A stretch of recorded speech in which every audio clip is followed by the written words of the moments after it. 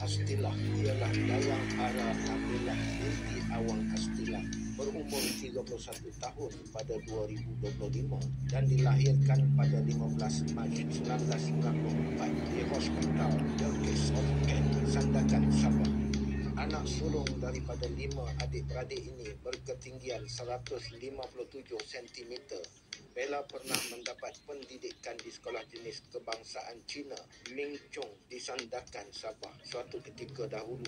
Walaupun berasal dari Sabah, sebenarnya Bella pernah berpindah ke Kuala Lumpur ketika usia 7 tahun apabila mendapat tawaran menjadi penyanyi kanak-kanak bersama adiknya Didi Astillah menerusi kumpulan duo adik-adik Mutiara. Sewaktu itu, Bella mendapat pendidikan di SK Ceras Indah, Kuala Lumpur.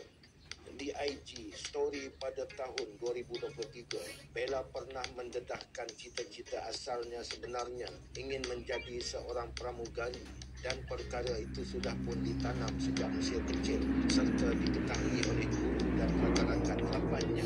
Malahan Bella pernah menghantar permohonan untuk bergelar pramugari, namun akhirnya dia mengetepikan impian itu demi menyambung pengajian. Dalam pada itu, adiknya Didi Astillah pada 2023 berjaya menamatkan kursus kru kabin bagi bergelar pramugari dengan syarikat penerbangan Batik Airlines. Bagaimanapun, setahun selepas berkhidmat sebagai pramugari, Didi pada 2024 telah berhenti kerja angkara masalah kesihatan, kata Didi. Dia tidak fit untuk terus terbang, namun dia enggan menceritakan secara terperinci mengenai masalah kesihatannya. Mungkin ramai masih belum tahu, bapa Bella juga bukan calang-calang orangnya kerana merupakan seorang guru vokal yang turut mempunyai band sendiri. Malahan Bella juga belajar vokal daripada bapanya ini selain Cikgu Deli dan Cikgu Syafiq. Dalam bidang pendidikan, Bella ialah graduan yang berkelulusan Diploma Penyiaran dan Filem dari Kuala Lumpur Metropolitan University. Selain menyanyi dan berlakon, Bella juga mempunyai bakat dalam bidang lukisan.